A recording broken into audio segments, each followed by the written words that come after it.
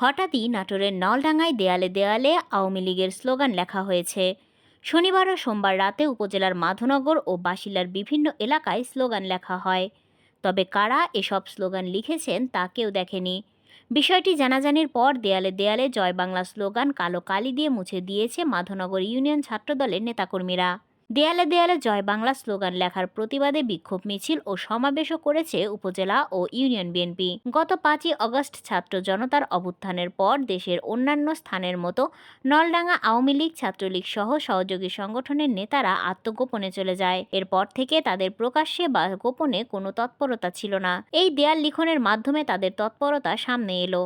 খোঁজ নিয়ে জানা গেছে উপজেলা মাধবনগর বাজার, মাধবনগর ডিগ্রি কলেজ, এসআই উচ্চ বিদ্যালয় বাজারের প্রবেশের মুখে, বাজেহালতি ব্রিজ, আনিচ মোড়, ইউনিয়ন পরিষদ কার্যালয়, বাসিলা মাদ্রাসা, বাসিলা হাই স্কুল, পাটুল নলডাঙ্গা মহাসড়ক এলাকার দেয়ালে দেয়ালে জয় বাংলা স্লোগান লেখা হয়েছে। বিভিন্ন এলাকার ভবনের দেয়ালে লাল কালো কালিতে এসব লেখা হয়। সরজমিনে গিয়ে নাটোর ও নওগাঁ আঞ্চলিক মহাসড়কের বাজেহালতি ব্রিজ বিভিন্ন প্রতিষ্ঠানের দেয়ালে লাল কালো কালিতে লেখা চোখে পড়ে। বাজারের ব্যবসা প্রতিষ্ঠানের দেয়ালে লাল কালো কালিতে জয় বাংলা স্লোগান লেখা দেখা যায়। মাধবনগর ইউনিয়ন ছাত্র দলের সহ সাংগঠনিক সম্পাদক সাকিব হোসেন, মাধবনগর ইউনিয়ন ছাত্র দলের সাধারণ সম্পাদক রাজন ইসলাম, মাধবনগর ইউনিয়ন বিএনপির যুগ্ম সাধারণ সম্পাদক মানিকুজ্জামান বিদ্যুৎ, মাধবনগর ইউনিয়ন বিএনপির সাধারণ সম্পাদক মুস্তাফিজুর রহমান রাজু, উপজেলা বিএনপির সাংগঠনিক সম্পাদক শফিকুল ইসলাম বুলবুল বলেন, দেয়ালে দেয়ালে জয় বাংলা লিখে শান্ত নাটোরকে অস্থিতিশীল করার ষড়যন্ত্র চলছে।